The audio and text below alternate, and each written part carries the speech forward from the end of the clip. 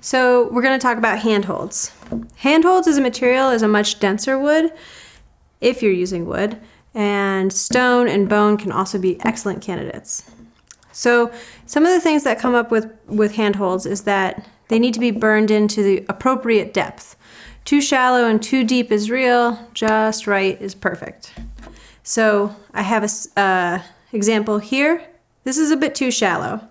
The more experienced and the better you are with bow drill, you can get away with more shallow handholds, and that works just fine.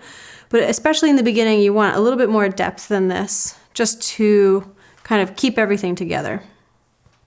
That said, here is an example, if I can get this at the right angle, to show you one that's too deep.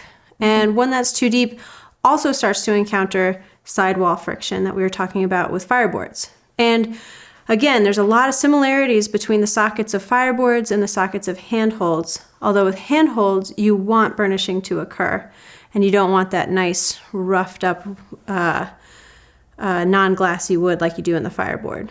So with handholds, you want burnishing, you want that dark glassy surface.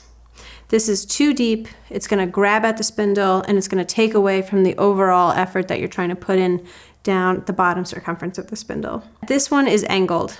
So we're starting to see there was pressure on this side, then there was pressure on this side, and that's more apt to happen often with round handholds, is that it's hard to gauge how flat they are.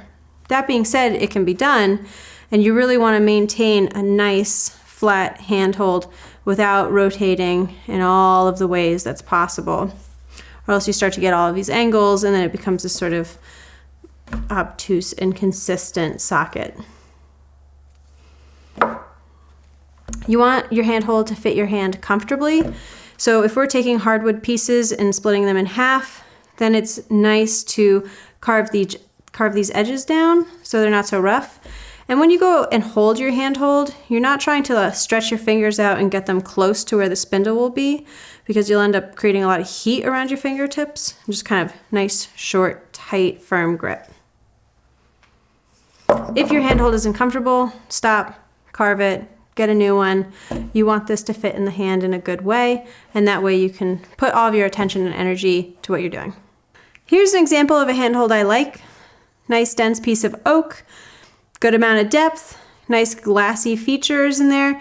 And what happens is that once it's burned in enough, you want to arrest it with lubricant to keep it from burning in any deeper. So I like pitch, tree pitch. Any sort of resin out of the conifers is going to work wonders, is really useful and pretty easy to acquire in a broad variety of landscapes.